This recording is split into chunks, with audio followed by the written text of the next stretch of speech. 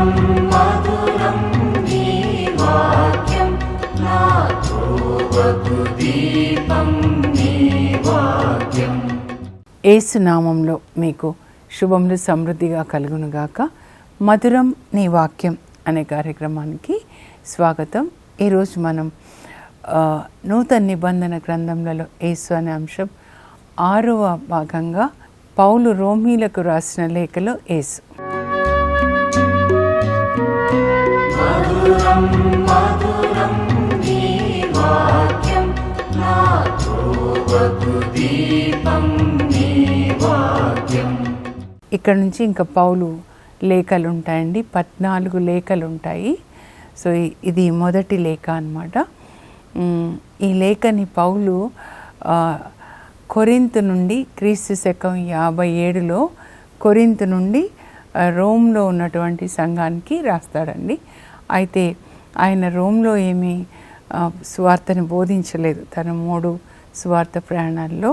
అయితే ఆయన బోధించిన ఆ 3 సువార్త ప్రయాణాల్లో మొదటి సువార్త ప్రయాణంలో గలతీ, ఆసియాలో ఉన్నటువంటి గలతీ పట్టణాలకి, తర్వాత రెండో సువార్త ప్రయాణంలో గ్రీస్, మాసిడోనియా అక్కడున్న పట్టణాలు ఫిలిప్పి కానీ, తెస్సలోనికా, కొరింథు, అట్లా మూడో సువార్త ప్రయాణంలో ఎఫెసీలో ఉన్నటువంటి వాళ్ళకి బోధిస్తాడండి, ఎఫెసీలకు. అయితే వీళ్ళు ఇక్కడ సువార్త విన్నవాళ్ళు రోమ్లో అక్కడ వెళ్ళి సెటిల్ అయ్యారనమాట. కనుక తన సువార్త బోధనల ద్వారా రక్షించబడి అక్కడ సెటిల్ అయిన వాళ్ళకి ఈయన లేఖను రాస్తూ ఉన్నాడండి, రోమీలకు. మరి పౌలు లేఖ. అయితే ఈ లేఖను ఏమంటారు తెలుసా?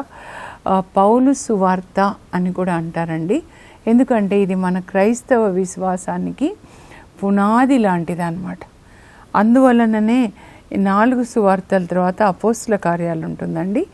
ఎందుకంటే అది బ్రిడ్జ్, పరిశుద్ధాత్మని పొంది సువార్త ప్రారంభమవుతుంది. పౌలు కూడా 9వ అధ్యాయం అపోస్తుల కార్యాల్లో మరి పరిశుద్ధాత్మని పొందుతాడు, యేసు ప్రభు ఆయనని తాకుతారు, అభిషేకిస్తారు సేవ కొరకు అన్నమాట. అయితే ఇక్కడ ఈ లేఖలో పౌలు రోమీలకు రాసిన లేఖలో యేసు ప్రభు 2వ ఆదాముగా మనకి దర్శనమిస్తారండి. In the letter to the Romans Jesus appears as the second Adam. రోమా పత్రిక 5వ అధ్యాయంలో 19వ వచనంలో ఇది రాయబడి ఉంటుందండి. అక్కడ 5వ అధ్యాయం మనం చూసినట్లయితే ఏంటి అని అంటే, ఆదాం అనే ఒక మనుషుని వలన, ఒక మనుషుడు అని రాస్తాడు ఇక్కడ పౌలు. అయితే ఒక మనుషుని మూలంన ఈ లోకంలోనికి పాపం వచ్చింది, ఆ పాపం నుండి మరణం వచ్చింది అన్నమాట. కనుక ఆ ఒక్క మనుషుని పాపం వలన మరణ పాలన ప్రారంభమైంది. అయితే ఒక్క మనుషుని యొక్క విధేయత, దేవునికి విధేయించడం వలన జీవపు పాలన ప్రారంభమైంది. ఆ ఒక్క మనుషుని అవిధేయత అంటే ఆదాము అవిధేయత అనమాట. రోమా 5:19. ఆ ఒక్క మనిషి ఆ ఒక్క మానవుడు ఆదాము యొక్క అవిధేయత వలన మరి మరణం ఈ లోకంలోనికి ప్రవేశించింది.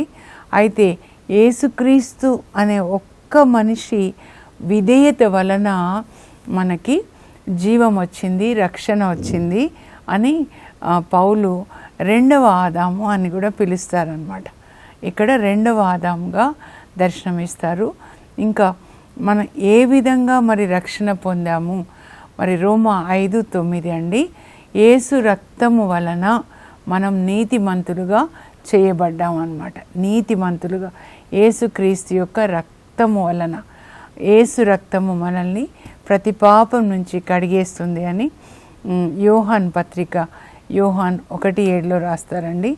అయితే ఇక్కడ రోమా 5:9లో పౌలు ఏమని రాస్తున్నాడంటే, యేసుక్రీస్తు మరణం వలన, ఆయన రక్తం వలన మనం నీతిమంతులుగా చేయబడ్డామన్నమాట.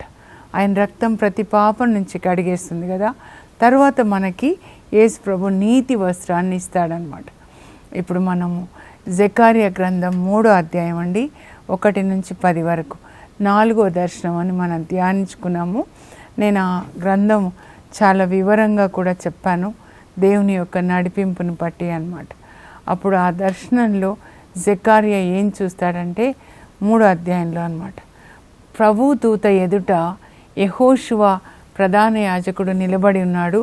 ఆయనకి కుడి ప్రక్కన మరి సాతాను నేరాలు మోపుతూ ఉన్నాడనమాట ఈ యొక్క యెహోషువ మీద. అయితే ఇంకా ప్రభు దూత అంటే యేసు ప్రభు అనమాట. యేసు ప్రభు ఆయనని సాతాన్ని ఖండిస్తున్నాడు. ప్రభు నిన్ను ఖండించునుగాక సాతాను, యెరూషలేముని ప్రేమతో చూసే ప్రభు నిన్ను ఖండించునుగాక, ఈ నరుడు నిప్పు నుండి బయటికి తీసిన కర్రలాగా ఉన్నాడు అని చెప్పి తన ప్రక్కన ఉన్నటువంటి సేవకులు దేవదూతలతో ఏమి ఆజ్ఞాపిస్తాడంటే, ఈ నరుని యొక్క మురికి బట్టలు తీసేసి మీరు మేలైన వస్త్రాలు, ప్రశస్త వస్త్రాలని కట్టబెట్టండి, ఆయన మీద తల మీద పాగా కూడా పెట్టండి.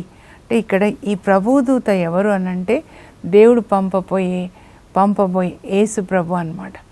యేసు ప్రభు మనల్ని శుద్ధి చేస్తున్నాడు. మురికి బట్టలు తీసేసి మేలైన వస్త్రాలు, ఈ మేలైన వస్త్రాలు ఏంటి అనంటే నీతి వస్త్రాలు అన్నమాట, రక్షణ వస్త్రాలు. యెషయా 61:10 కూడా ఉంటుందన్నమాట. తప్పిపోయిన కుమారుడు తండ్రి దగ్గరికి వచ్చినప్పుడు తండ్రి ఏమంటున్నాడు తన సేవకులతో అంటే, ఇక్కడ దేవదూతలు, ఇక్కడ యేసు ప్రభువే అన్నమాట.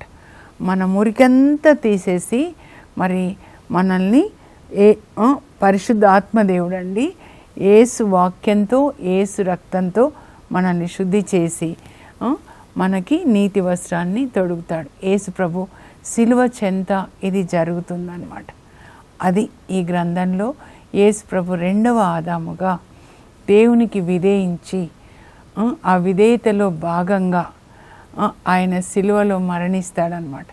తండ్రి చిత్తానికి లోబడి సిలువలో మరణించి తన సిలువ మరణం ద్వారా మనకి రక్షణ తీసుకొని వచ్చి హెబ్రీ 5:7-9 వరకు చదివితే ఆయన శ్రమల ద్వారా దేవునికి విధేయించుట అభ్యసించాడు. ఇప్పుడు ఆయనకు విధేయించే వారికి ఆయన నిత్య రక్షణకు మూలమయ్యాడు. యేసు ప్రభు తండ్రికి విధేయించి 2వ ఆదాముగా మనకి రక్షణ తీసుకొని వచ్చాడు. ఎవరికి రక్షణ అంటే ఇప్పుడు మరి ఎవరైతే దేవునికి ఆయన ఆజ్ఞలకి ఎవరైతే విధేయిస్తారో లోబడి జీవిస్తారో వాళ్ళకి రక్షణ, నిత్య రక్షణ అన్నమాట. అందరికీ కాదండి రక్షణ, దేవుని యొక్క ఆజ్ఞల్ని విధేయించేవాళ్ళు అన్నమాట. అందువల్ల మనము ఆయన ఆజ్ఞలు పాటించాలి. అదే ఇక్కడ పౌలు చెప్తా ఉన్నారనమాట.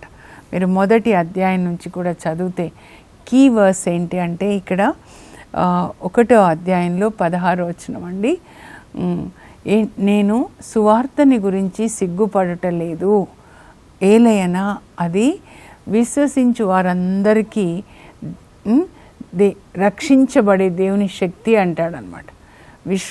విశ్వసించు వారందరికీ రక్షణ నొసగు దేవుని శక్తి.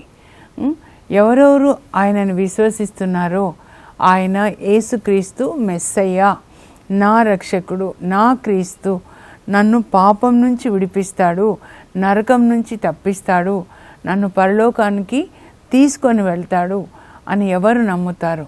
అందులో ఏం చెప్తున్నాడంటే, నేను సువార్తని గూర్చి సిగ్గుపడటలేదు, ఏలైనా అది విశ్వసించు వారందరకు, మొదట యూదులకు తర్వాత అన్యులకు రక్షణ నొసగు దేవుని యొక్క శక్తి.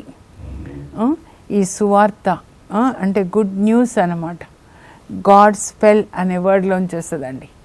దేవుడు ఏదైతే మాట్లాడాడో పాత నిబంధనలో 10 ఆజ్ఞల దగ్గర నుంచి, ఆ తర్వాత 4 సువార్తల్లో యేసు ప్రభు పరలోక తండ్రి బిడ్డలు ఎలా ఉండాలి, పరలోక రాజ్యాంగం గురించి, ఎవరెవరు విశ్వసిస్తారో అంటే విధేయిస్తారో, మీకు ఎక్కడ విశ్వాసం అని వస్తే అక్కడ మీరు విధేయించుట అని రాసుకోండి. విధేయించు వారందరికీ కూడా రక్షణ నొసగే దేవుని యొక్క శక్తి అని, ఇది కీ వర్స్ అన్నమాట. అయితే అక్కడ ఇంకా 1వ అధ్యాయంలో కొంచెం మనం చదివితే అండి, పాపం ఎట్లా వచ్చింది అని రాస్తాడనమాట పౌలు.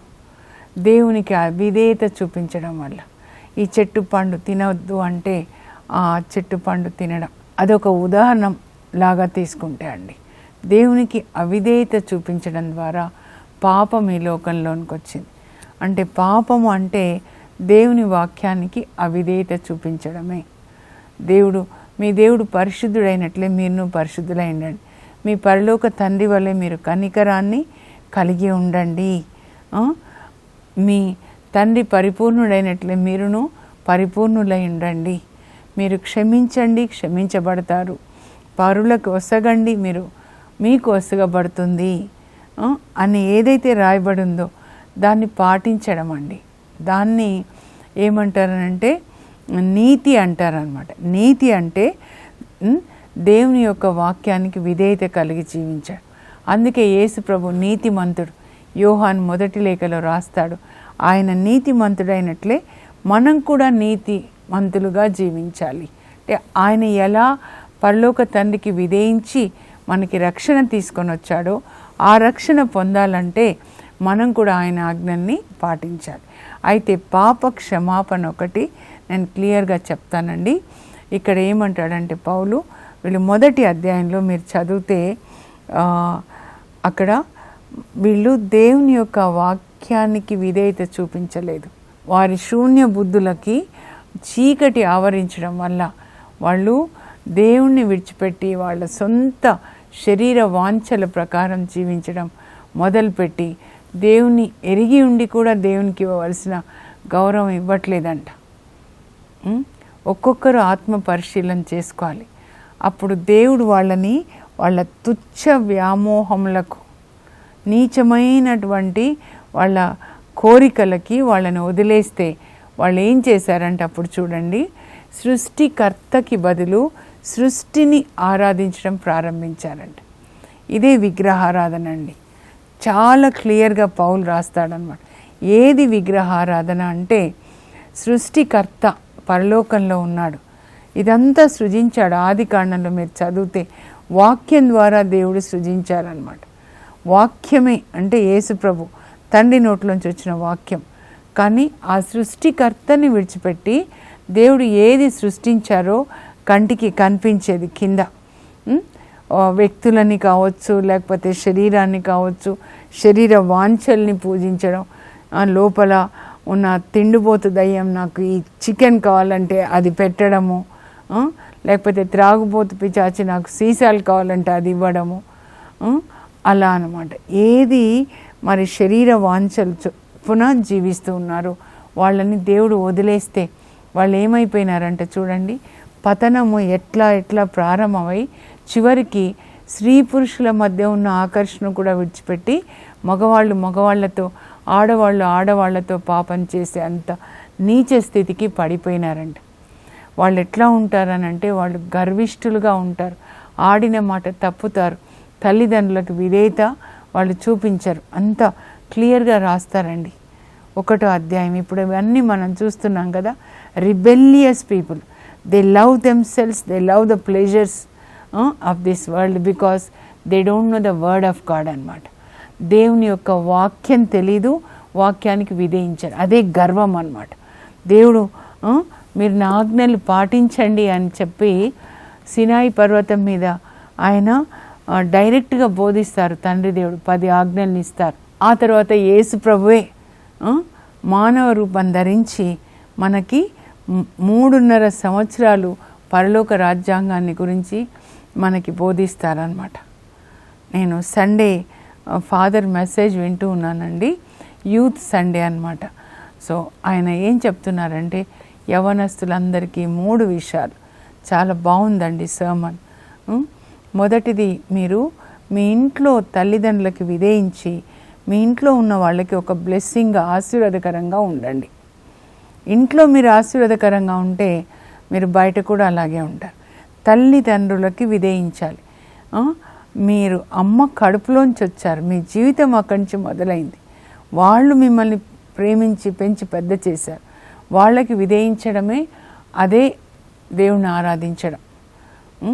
ఆ తర్వాత రెండోది ఏంటంటే, మీరు బయట పని చేసే చోట కానీ మీ ఎక్కడ సంఘం సొసైటీలో మీరు నివసిస్తున్న చోట చుట్టుప్రక్కల ఉన్న వాళ్ళకి మీరు ఒక ఆశీర్వాదకరంగా ఉండాలి. ఆ తర్వాత మూడోది ఏంటంటే మీరు దేశానికి ఆశీర్వాదకరంగా ఉండాలి.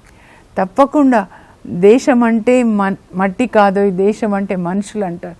సో మన ఇంట్లో ఉన్నది కూడా దేశమే కదండి, మనుషులు ఉన్నారు కదా, గ్రాండ్ పేరెంట్స్ తోడబుట్టిన వాళ్ళకి మీరు ఆశీర్వాదకరంగా ఉంటే బయటికి వచ్చినప్పుడు మీరు చుట్టూ మీరు పనిచేసే చోట కానీ ఎక్కడ ఉన్నా మీ సంఘం అని అంటే చర్చిలో కానీ బ్లెస్సింగ్గా ఉంటారు. తర్వాత దేశానికి ఆశీర్వాదకరంగా ఉండాలి అంటే ఒక ఇంట్రెస్టింగ్ వర్డ్ చెప్పారండి ప్రీస్ట్. ఏం చెప్పారంటే, మీరు భారతదేశ రాజ్యాంగాన్ని చదవండి, కాన్స్టిట్యూషన్. మీరు చదివినప్పుడు అందులో ఏముంది, ఏం బాధ్యతలు ఉన్నాయి, తర్వాత హక్కులు రెండు ఉంటాయి కదా. అప్పుడు మీరు చదువుతూ ఉంటే దాన్ని పాటిస్తారు. ఆ వర్డ్ నేను క్యాచ్ చేశానండి. ఇది పరలోక రాజ్యాంగ చట్టం అండి, దీన్ని మీరు చదవాలి, చదువుతూ ఉంటే మీరు పాటిస్తారనమాట. బైబిల్ గ్రంథం అంతా ఒకే మాట అండి, ఒబీడియన్స్. దేవుని మాటకు లోబడి జీవించాలి. అసలు బైబిల్ అంటేనే లెక్కలేదు, అంతే. ఏదో నోటితో కొన్ని పాటలు పాడడం, నోటితో కొన్ని మాటలు చెప్పడం, అదేనా? కాదు కదా. మరి ఎందుకు లిఖించారు? అట్లా అవుతాయి. 10 ఆజ్ఞలు ఇచ్చే ముందు దేవుడు వాళ్ళని ప్రిపేర్ చేస్తారండి. నిర్గమకాండం 19లో మోషేని కొండ మీదకి రమ్మంటే అప్పుడు మోషే వెళ్ళినప్పుడు చెప్తారనమాట, ఒక పక్షి తన పిల్లల్ని మోసుకొని వచ్చినట్లు ఇక్కడ నా దగ్గర తెచ్చుకున్నా. ఈ లోకంలో అందరిలో మీరే నా పవిత్రమైన ప్రజలు, నా ప్రజలు, నేను మిమ్మల్ని ఎన్నుకున్నాను, లోకం నుంచి వేరుపరిచాను. మీరు నా మాటలు శ్రద్ధగా విని పాటిస్తే మీరే నా బిడ్డలు, నేను మీకు తండ్రి, మీరు నాకు పిల్లలు. అంటే అన్ని ఆశీర్వాదాలు నేను మీకు తండ్రిగా అన్నీ ఇస్తాను మీకు. నేను మీ నుంచి కోరుకునేది ఏంటంటే మీరు నా మాటలు శ్రద్ధగా విని పాటించాలి అని తండ్రి దేవుడు చెప్తారు. యేసు ప్రభు కూడా చెప్తారు. మరి తండ్రి దేవుడు యేసు ప్రభు తాబోరు పర్వతం మీద తన దివ్య రూపాన్ని, దైవ స్వభావాన్ని చూపించినప్పుడు అప్పుడు కూడా చెప్తారు, ఈయన నా కుమారుడు, ఈయనను గురించి నేను ఆనందిస్తున్నాను, మీరు ఈయనని ఆలకించండి. మరియ తల్లి కూడా అదే చెప్తారు, ఆయన చెప్పినట్లు మీరు చెయ్యండి అని చెప్తారు కదా. మరి యేసు ప్రభు కూడా కడ్రా భోజన సమయంలో మీరు నన్ను ప్రేమిస్తే నా ఆజ్ఞలు పాటిస్తారు. ఎవరి కోసం అండి బైబిల్ ఇవ్వబడింది? మూసివేసిన గ్రంథంగా ఉండడానిక? దేవుడు అంటే లెక్క లేదా? నిన్ను ఎలా సృజించారు, ఈ లోకాన్ని ఎలా సృజించారు, నీ కొరకు ఆయన సిలువలో రక్తం చిందారండి. పౌలు ఈరోజు ఇక్కడ రాసేది ఏంటంటే, ఆయన రక్తము వలన, ఆయన మరణం వలన మనం నీతిమంతులుగా చేయబడ్డాం. రోమా 5:9 అన్నమాట.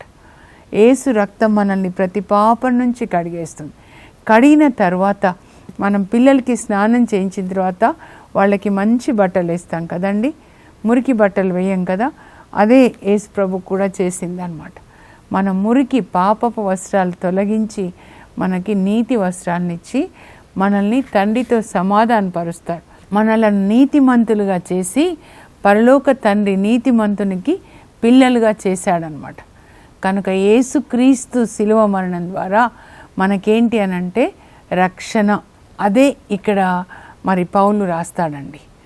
4 సువార్తలు ఏంటంటే యేసుక్రీస్తు పుట్టుకని, ఆయన బోధించినటువంటి ప్రసంగాల్ని, ఆ తర్వాత ఆయన చేసిన అద్భుతాలని అవన్నీ కూడా రాస్తారు 4 సువార్తలు. మరణ పునరుత్థానం. మరి పౌలేం రాస్తాడు ఆయన 14 లేఖల్లో అంటే యేసు ప్రభు యొక్క మరణ పునరుత్థానముల ద్వారా మనకి ఏమి ఆశీర్వాదాలు వస్తాయి అని పౌలు రాస్తాడండి.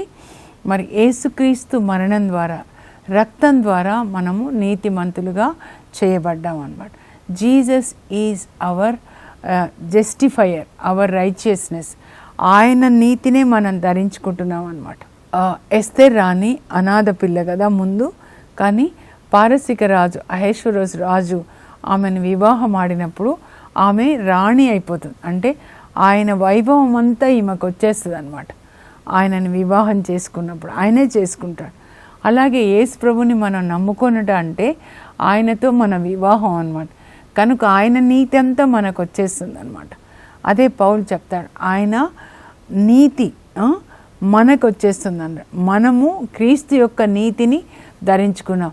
అంతేకాని ఈ నీతి అనేది లేదా పాప క్షమాపణ మన క్రియల వలన కాదు. యేసుక్రీస్తు రక్తం వలన మనం నీతిమంతులుగా చేయబడ్డాం. అందువల్ల మనం విశ్వాసం ద్వారా జీవించాలి. నీతిమంతుడు విశ్వాసం ద్వారా జీవించాలి.